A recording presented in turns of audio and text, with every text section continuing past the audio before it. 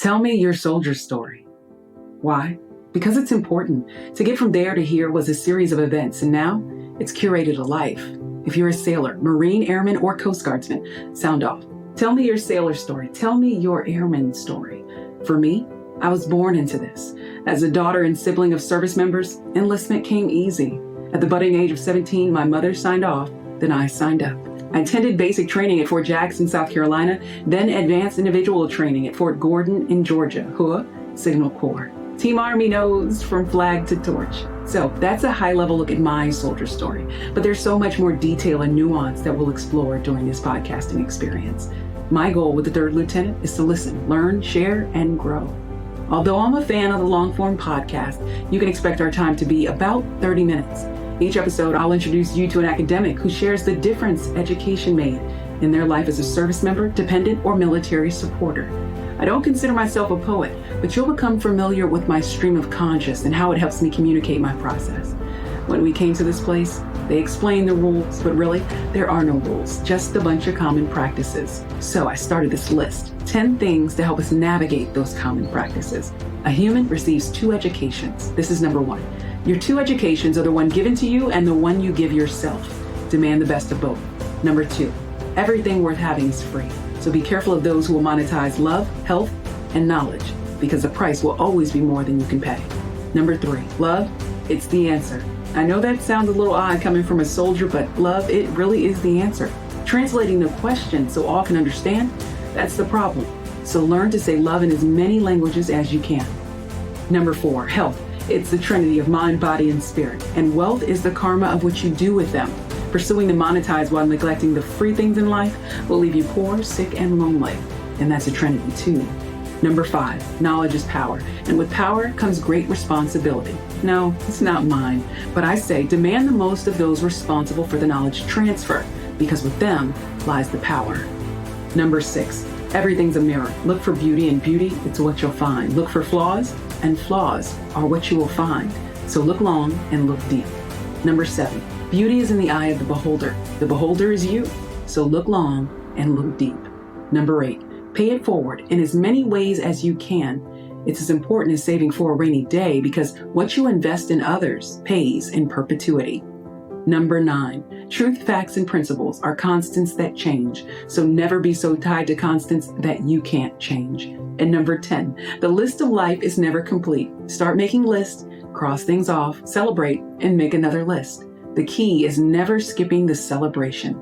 So that's it. From me to you, a little advice. Share it with those that you love. Take it to heart and leave what isn't relevant, right? I've learned so much starting this podcasting journey, and I want to thank you for trusting me and my process and continuing to listen.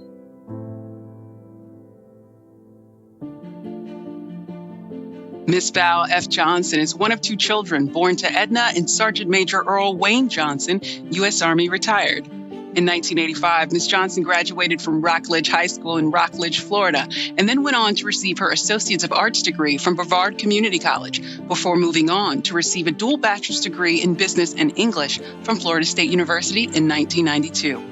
In 2007, Val founded Vasaj Communications, a full-service public and government relations agency dedicated to enriching global brands. As a business strategist, she works with nonprofit, corporate structures, and political platforms in need of reputation building. Prior to starting Vasaj Communications, Vel served as the Director of Constituent Services to the Speaker of the Florida House of Representatives, and over the course of her career, she has served on the Marketing Advisory Board for the Heart of Florida United Way, Florida Public Relations Association, Council of Volunteer Reading Tutors Incorporated, the Optimist Club, Tallahassee Society of Association Executives, Literacy Volunteers of Leon County Incorporated, and Women in Communications Incorporated. Currently, Vel serves as the ambassador to the Orlando Urban Film Festival, a movie and music showcase. Miss Vel F. Johnson, welcome to the Third Lieutenant. Thank you. Pleasure to be here.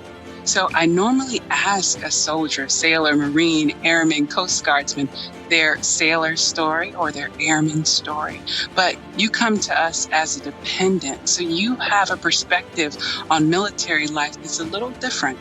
Tell me about your story. My story begins in Germany. My father actually served 2 tours of duty in Germany.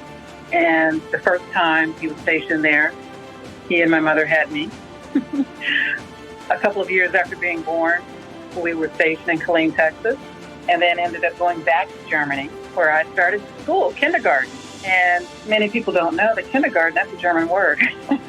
Kinder means child in German. So anyway, started school in Germany, and I still have some memories to this day of going to school, the school bus coming to get me, and the little kid downstairs pushing up against the door outside so that I couldn't come out. But every couple of years, 2 or 3 years, we were stationed at a different military base, and I loved it. I would not trade the experience of growing up as a military brat for anything in the world. I feel like I was able to get the best of both worlds by going to school on a military base. And then when my father retired, I was in junior high. It was a little challenging to convert to being a civilian, be able to adapt to the different mindset of kids that are not in the military, have never met anyone in the military. It took me a year to really adapt. And I never really, I don't know. The first couple of years, I just thought everyone was weird if they weren't in the military. But my experience was great. I mean, being a military brat, I loved it, going to the commissary and the base exchange to get our goods and our groceries and everything. I love that atmosphere. And my father retired as a sergeant major in the Army in 1980, I believe it was. And we bought a home in Florida, and it was just about transitioning to a new way of life, from there, transitioning to the civilian life. And I always thought I would go into the military because of the experience I had growing up. I love to travel. A lot of people say that's the most stressful thing you can do is move. But that's something that I look forward to doing, new experiences, meeting new people, making new friends. But I ended up having to make a change in my life. I thought I was going to go in the military, be in the Air Force. But I took the ASVAB in high school, did well in the communications portion of it. And I thought I was going to do that. But I ended up going to college instead. I initially went to what was at the time known as Brevard Community College, and I received my AA degree. And then I transferred to Florida State University. I transferred to the College of Business, and I ended up graduating with a dual interdepartmental major in business and English. But I worked for 3 years in between there. After I graduated high school, I got a scholarship to go to community college, and then I had to take some time off for health reasons. And when my health got back up to par, I needed to go to work to make some money. And I worked for 3 years, and then I went to Florida State. I transferred to Florida State in 1989. But my focus was always business, marketing. That was always my objective, to get a degree in marketing. But when I transferred to Florida State, I didn't like the way the College of Business was run, really. I shouldn't say the way it was run. My experience wasn't as I wanted it to be. I'll just say it like that. I spoke with a counselor in the School of Arts and Sciences and just kind of shared with her some of my feelings about, my happiness level in the school. And my grades weren't that great because I wasn't really happy. And it was just because everything was taught in the College of Business to be either black or white. All the exams were multiple choice or true and false. It was very competitive. At that time, all the students wanted to go work for IBM. So you see how long ago it was. And every Friday we wore our Navy suits so we could interview. And it was just very sterile. It was just, we were like robots walking around the College of Business, and that's not me. And so when I spoke with the counselor over in the School of Arts and Sciences, she suggested that I come over and do things that I enjoy, take classes that I enjoy, because I'm more of a creative mind. And she was able to see that immediately. I used to write all the time, but I didn't realize that I could do anything with it, because people used to say, well, there's a lot of starving writers out there. So I just put it aside. But I would sit in my closet and just write, and it made me feel so much freer when I was able to express myself creatively than knowing what the quadratic formula was for something. I just was never left brain. I didn't enjoy that. I could do it, but I didn't enjoy it, so I didn't do well in school. So anyway, cutting to the chase, after a semester in the College of Arts and Sciences, I made straight A's because I was happy, The exams were completely opposite from the College of Business. They gave me a blue book, just empty pages, and asked one question. And you had an hour to fill the blue book. There was no multiple choice, no true and false. It's tell me that the sky is purple and make me believe it. You have 1 hour, something like that. And I can do that, I have a way of being able to, I guess, ultimately it ended up helping me to get a position at a Capitol, which I guess you would call it spin. I'm pretty good with spin. I can make you believe whatever, when it comes down to it, I'm saying, within the political arena. After I graduated, a couple of years later, I went on to work at the Florida House of Representatives and worked with the communications team. I worked in the office of the speaker. And so my responsibility was for a while, I was a legislative analyst, but then as director of constituent services, I was responsible for responding to all the speaker's mail and meeting with the constituents if he couldn't do so. And I worked closely with the director of communications. So I had to be able to communicate. So I think ultimately the business side of my educational background was extremely valuable to me, and it is to this day, taking the marketing and all the accounting and all those other classes that I didn't necessarily enjoy. But the creative side also has really made me, I think, that much stronger of a businesswoman, because you have to really be able to communicate not only verbally but in writing if you want to be able to excel in the world. I don't know if it's just Zoom or what, but your eyes are stunning. They're very, they draw you in, and your smile, you're obviously happy talking about what you're talking about.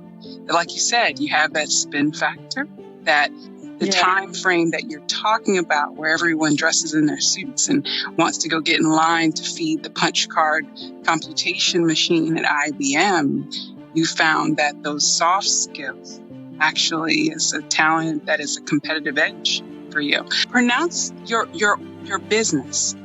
How do you pronounce it? Vasaj Communications. And you founded it in what year? Officially, I founded it February of 2007. So I recently celebrated my 14th anniversary as an entrepreneur and owner of Vasaj Communications.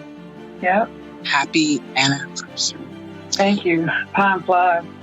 Right. When you're doing well. It's all relative. You know what I mean? Doing well for one person may not be well for another. Ultimately, I think it's fulfillment factor of your joy, your happiness, with whatever it is. It's not necessarily about the money that you make. Of course, we have to pay our bills. But for me, it's about, at the end of the day, being able to feel good about what I've done to help someone else's business to grow, or helping them to get the promotion that they need. I run my own business, and I love working with veterans. Whenever I meet a veteran, I always want to know what they're doing, where they've been stationed, those kinds of things. A few of my clients are veterans, and my friends today are as well. And you are a veteran. I am. I am. Thank you for noticing. Well, it's interesting because, you're sharing your story with me, and it aligns so interestingly well with mine.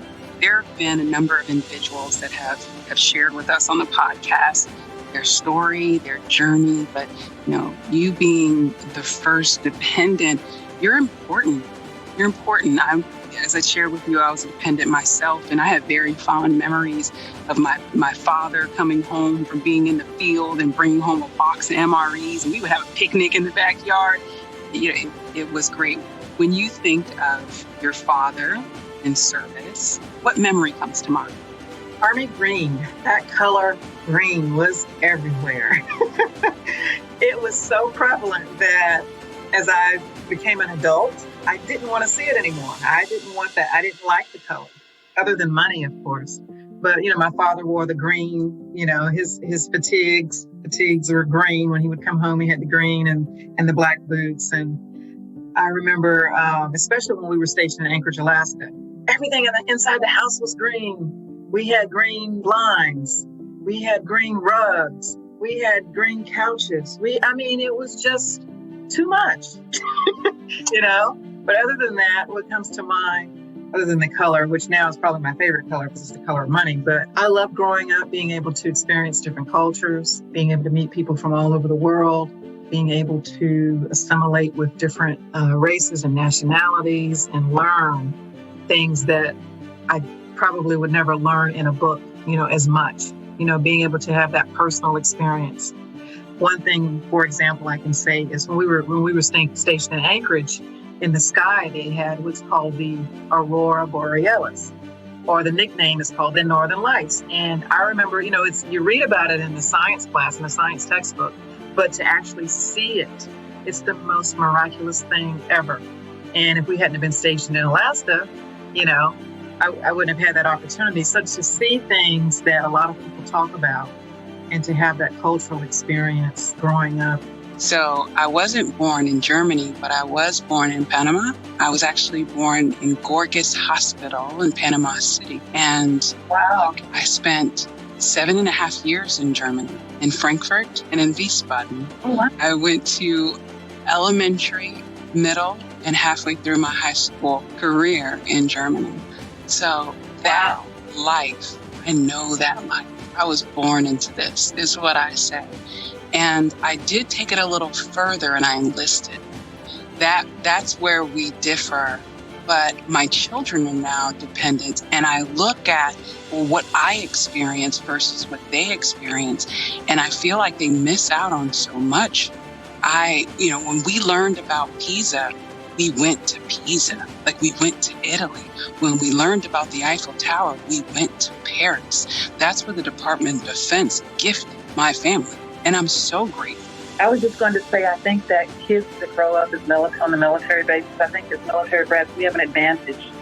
I think often we grow up as precocious kids because we're forced to grow up faster.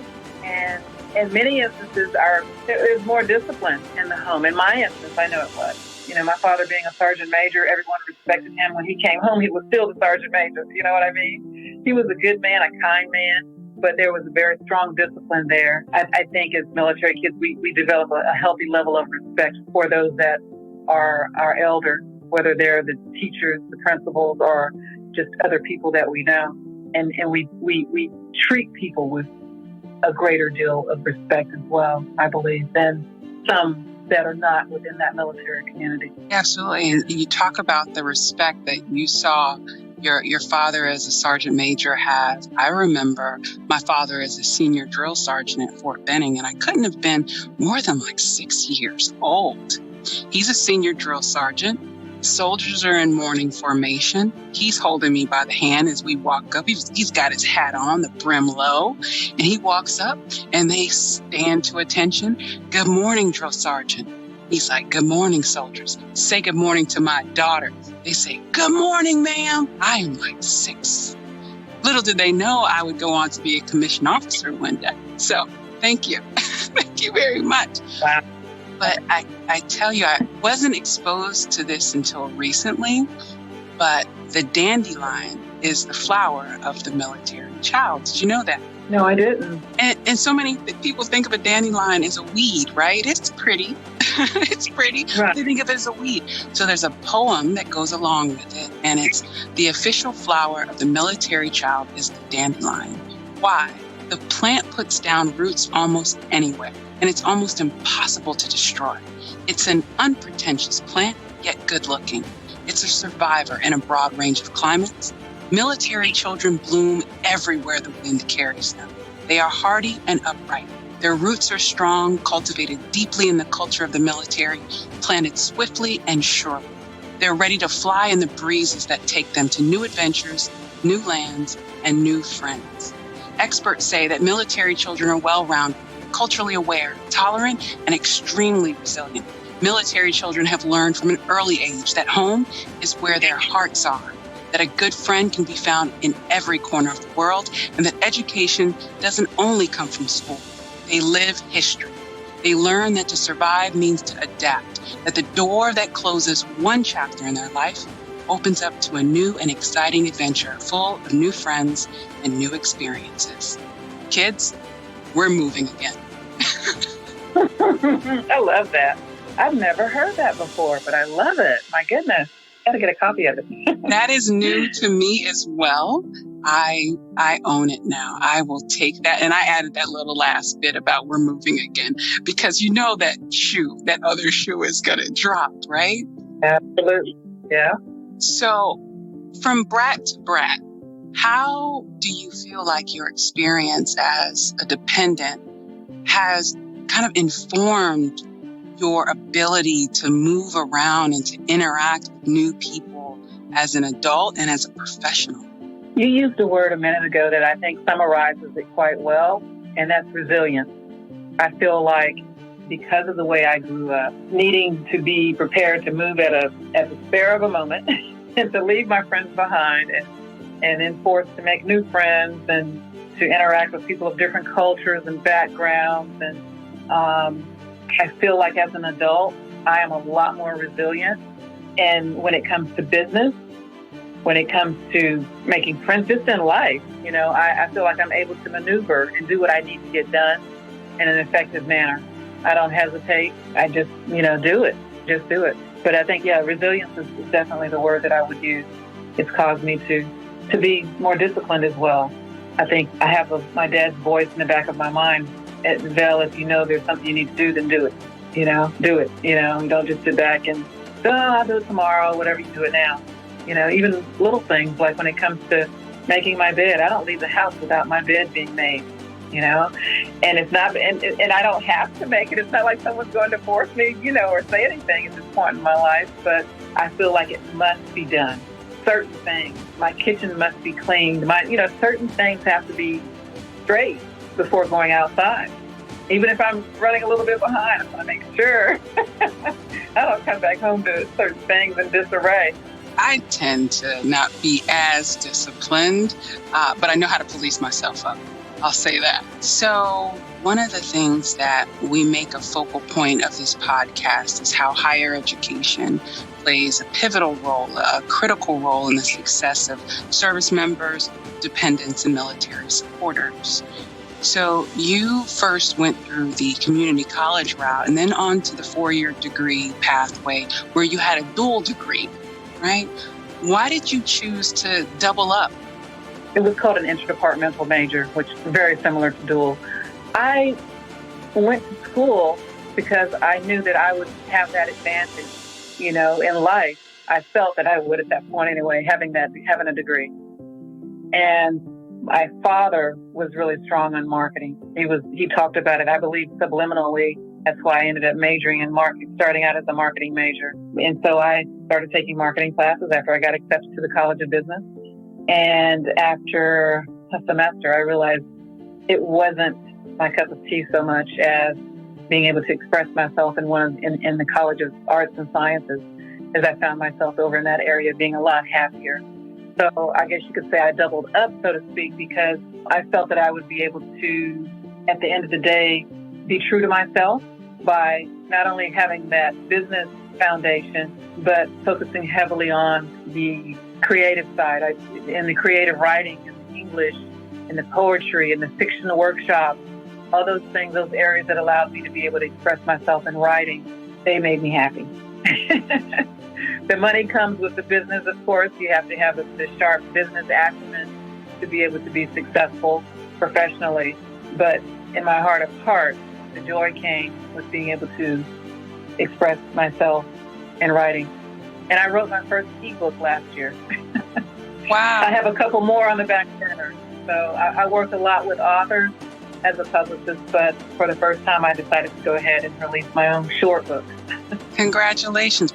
So I'd like to understand a little bit about the clients that you work with. I'm not saying that, you couldn't use this as an absolute platform right now to say I'm taking clients. But if you wanted to tell me about a client that you're working with to help this listening audience understand the work that they do, which one would you choose and what would you like to share? Oh, wow.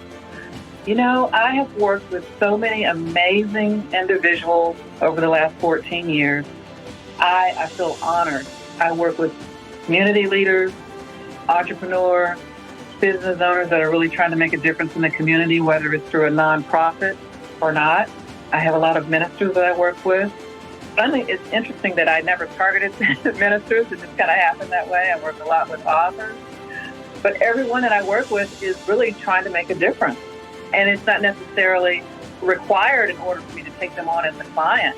In order for me to take them on, they have to have a product, service, or a mission of giving back in some way. But it always ends up that I end up falling in love with what they do. And that encouraged me to want to do more for them, to go above and beyond. Currently, have a few clients I'm working with, and you want me to pick out one? There's one in particular that really stands out in my mind when it comes to being resilient and being a person of great integrity, and that is Major Eric King.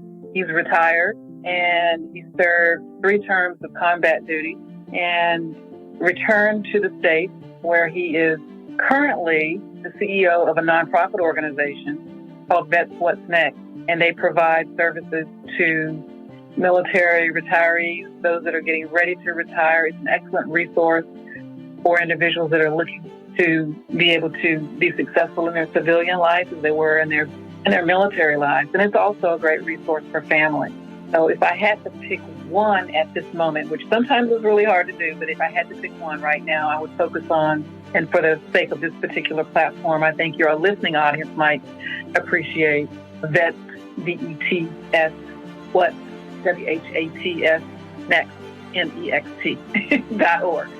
I will be sure to place that in a hyperlink in the show notes and description so anyone interested can learn more. I think that says a lot about you, right? I know you didn't move on from your dependent status into being a service member yourself, but you obviously still serve. You have found a way to serve the organization, to serve the warfighter, to serve the veteran, to serve the military family. And I appreciate that. So I hear you say you have some ebooks on the back burner. What's next for you? Wow, that's a good question. What's next for me? You know, during the season that we're in, called the pandemic, I think many of us were forced to look at our agendas a little closer. and some of us might want to call it pivot. That's a term that became very popular. So I think I did pivot. I created some packages to be able to help the business owners that want to be able to do it themselves. You know, traditionally I provide the service for the client 100%, you know, with media relations, special event coordination and management, putting together email marketing packages, whatever. I provide the services. But now I am doing more coaching. I've implemented more of a coaching program. I did that during the pandemic. But what's next for me? I want to do more public speaking. I'd like to accept more opportunities to engage with communities where there is an audience that can really benefit from something that I have to share from my background or something that I'm doing currently. I'd like to do more writing. I'd love to travel more or travel, period, because I haven't been traveling for quite a while. So I'd love to travel. So if I could travel somewhere near the water, near the ocean, and have speaking engagements and write during my off time while I'm laying out on the beach, I think that would be just a wonderful life. It sounds like a dream, but it sounds feasible. And I'm confident you'll make all those things happen. Put them in boxes and start checking. Absolutely. That's it. Discipline, right? Purpose, direction, Absolutely. Motivation, a little discipline, it'll take you far. My contact information. If someone wanted to get in touch with me, they could go to my website, and then I would list the www.vasajcommunications.com and then Vel at vasajcommunications.com if they want to email me. So, Miss Vel F. Johnson, thank you for joining us here on The Third Lieutenant. Thank you for having me. It's been a pleasure. Thank you so much for sharing your story. Please see the show description and show notes to learn more about Miss Johnson's work. And there, you'll also find the link to the veterans business she shared. That's what's next.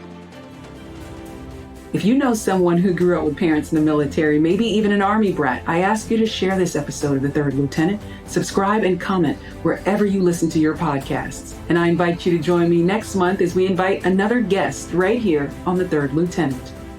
This message is brought to you by A Man's Cave, a spa for men pop-up. If you're experiencing a crisis or a friend or family member is in crisis, call 1-800-273-TALK. That's 1-800-273-8255. Press the number 1 for the military crisis line or text 838-255.